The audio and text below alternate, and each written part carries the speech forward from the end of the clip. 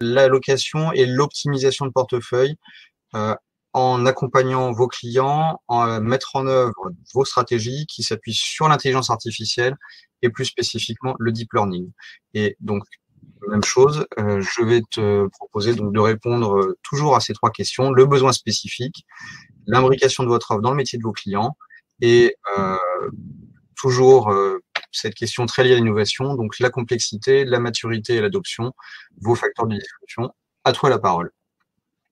Merci Vincent et merci d'organiser. Merci pour cette initiative. Bonjour à tous. Alors, juste pour nous présenter en quelques mots, notre société AI for Alpha utilise les dernières techniques de machine learning pour développer un outil d'aide à la décision pour la gestion. Et plus précisément, notre offre consiste à résoudre des problématiques complexes d'allocation d'actifs en s'adaptant de façon dynamique et en temps réel aux différentes conditions de marché. Avec un objectif principal qui est d'anticiper les changements de régime de marché, gérer les crises et gérer les risques de crise. Donc, pour répondre spécifiquement à la question de Vincent sur le besoin auquel nous proposons de répondre, en fait, c'est assez simple. Nous sommes partis d'un constat. En ayant moi-même travaillé plus de 20 ans en finance, beaucoup en partenariat avec des sociétés de gestion, je me suis aperçu que les informations circulent de plus en plus vite et qu'il est impossible pour un humain de gérer tous ces différents signaux en même temps et anticiper leur impact sur les marchés. Et en fait, cette difficulté est encore plus exacerbée dans un monde qu'on voit aujourd'hui en pleine évolution, typiquement comme on l'a vu pendant la crise du Covid, où ce qui était vrai hier n'est plus vrai aujourd'hui. Les gérants ont besoin de s'adapter en permanence à l'évolution de marché et surtout aux changements de régime qui sont de plus en plus brutaux. Et c'est donc l'objectif des AI for Alpha, développer des outils pour aider les gérants à interpréter les données de marché, comprendre leur impact sur leur propre stratégie afin de prendre les meilleures décisions. Donc, notre vision est que de nos jours, dans un monde de plus en plus complexe, l'homme a besoin de la machine pour l'aider à surperformer sa gestion. Et on est sur de l'intelligence augmentée. Notre vision n'est pas que la machine va remplacer le gérant, mais qu'elle est un outil d'aide à la décision. Alors, je propose de mettre le slide. Merci Clément. Donc, suite à notre très forte ADN technologique et après 3 ans de R&D en machine learning, nous avons développé un logiciel basé sur les méthodes d'apprentissage supervisé et d'apprentissage par renforcement pour déterminer le timing optimal d'investissement et améliorer l'allocation d'actifs. Alors, comment notre offre s'imbrique dans les métiers des clients? Notre approche est de conserver les bases de la gestion traditionnelle et de renforcer les décisions de gestion en ajoutant des techniques de machine learning. Notre plateforme va présenter une offre unique qui combine à la fois le savoir-faire métier et les méthodes d'apprentissage. Donc, nous apportons une très forte ADN technologique que nous combinons avec une expertise de gestion pour surperformer les décisions d'investissement. Et d'un point de vue concret, notre objectif est de déterminer une allocation dynamique entre les stratégies des gérants qui va s'adapter en fonction des évolutions de marché. Et ce sont des méthodes, en fait, qui sont extrêmement innovantes par rapport à ce qui existe aujourd'hui dans le monde de la gestion, typiquement Markowitz ou Risk Parity, dans ce qui est donc des problématiques d'allocation d'actifs. En termes d'application, notre solution se décline dans différentes situations avec des objectifs variés. Donc, ça peut être adapter l'allocation des stratégies en fonction des conditions de marché pour optimiser la performance finale du gérant, définir une couverture optimale des portefeuilles d'actifs et enfin, anticiper les crises et gérer les risques de façon efficace. Donc, comment ça se passe concrètement? À chaque fois, notre objectif est de s'adapter à la situation du gérant et à ses propres contraintes.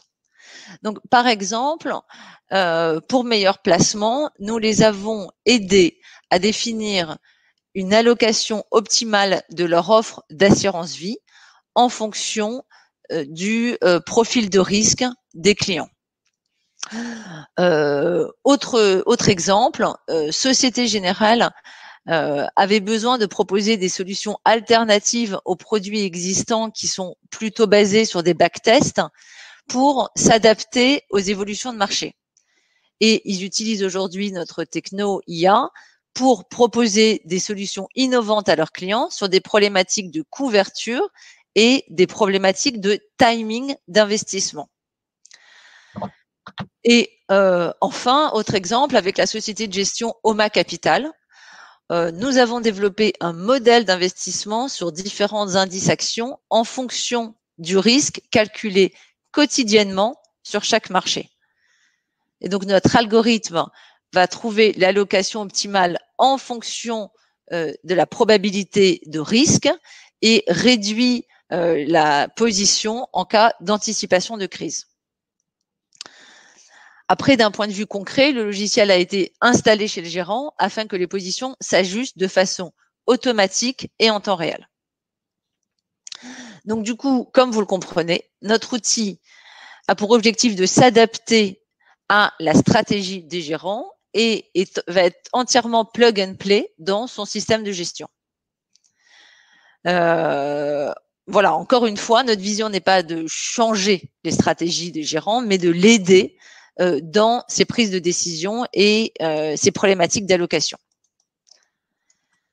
Alors ensuite, Vincent, ta troisième question, c'était la complexité, maturité et facteurs de disruption. Alors, en termes de maturité, nous sommes sur un marché qui est de plus en plus complexe et en pleine mutation, lié à des conditions de marché qui changent constamment, des crises qui succèdent, des périodes d'euphorie qu'on n'arrive pas à expliquer, des technologies qui sont de plus en plus avancées. Donc, on est à la fois sur un marché avec une très forte maturité.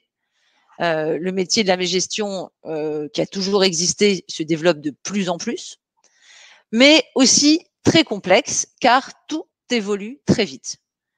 Et il est très compliqué pour un gérant d'anticiper les changements.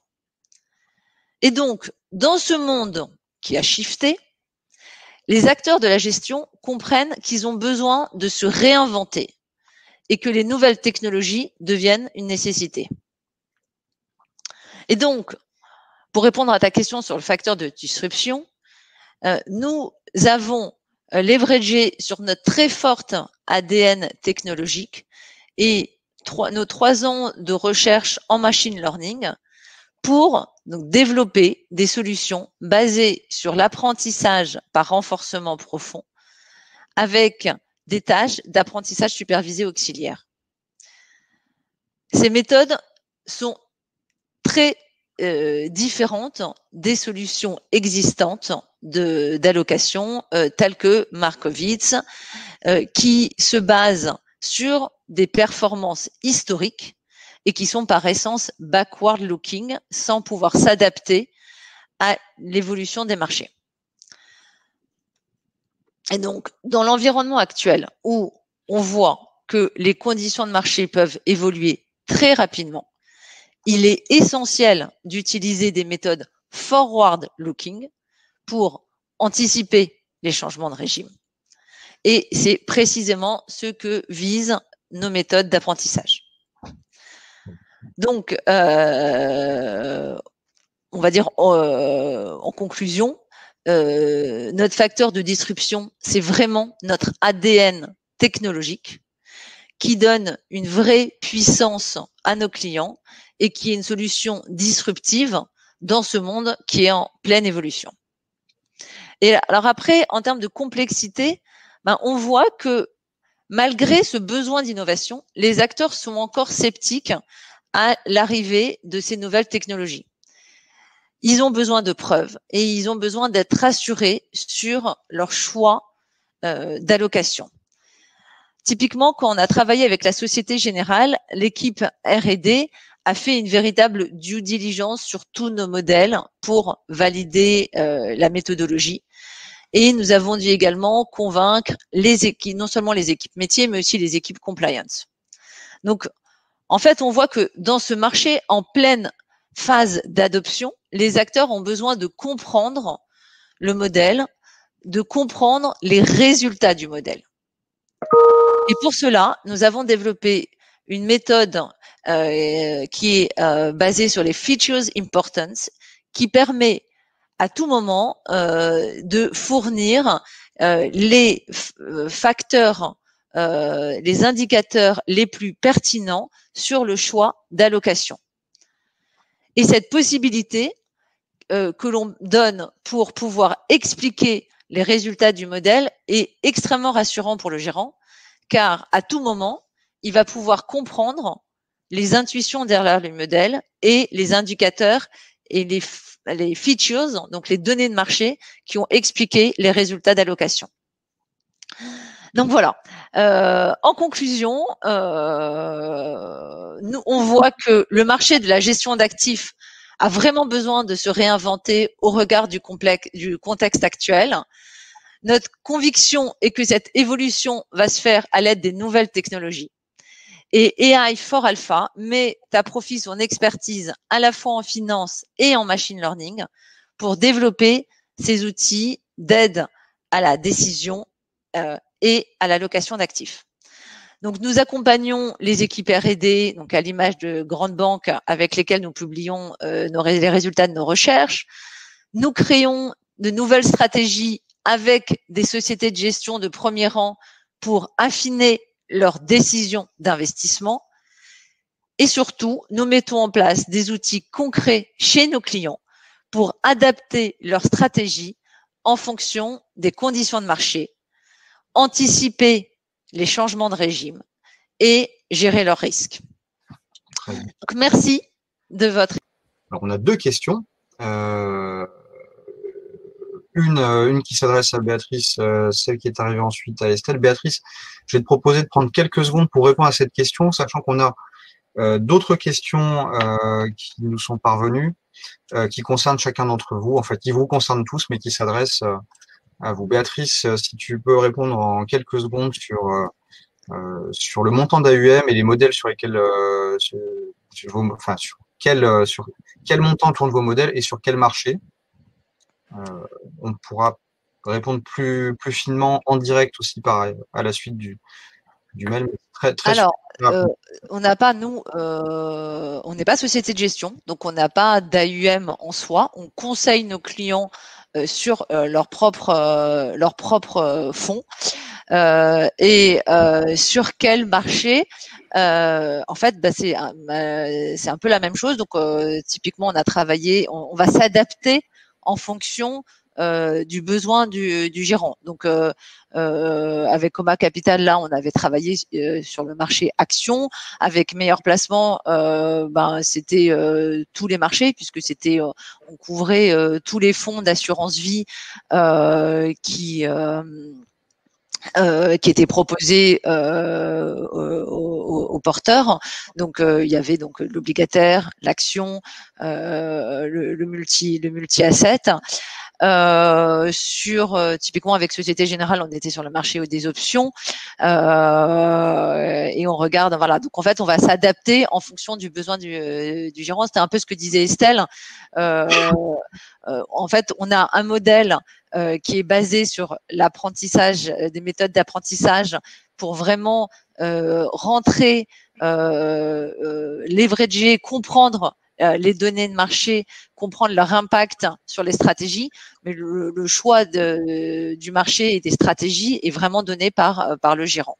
Béatrice, tu as mentionné, et c'est un point qui revient dans vos offres, la possibilité d'expliquer les résultats des modèles. Est-ce que tu peux revenir sur un exemple concret, comme ça a pu être fait, de comment est-ce que vous expliquez vos modèles. Très rapidement, avant de passer la parole à Estelle pour la fin. Désolée, j'étais en mute. C'est vrai que c'est un point très important que l'on voit aujourd'hui. Les gérants ont besoin de comprendre, particulièrement quand on fait du machine learning, qui peut souvent être vu comme quelque chose de black box.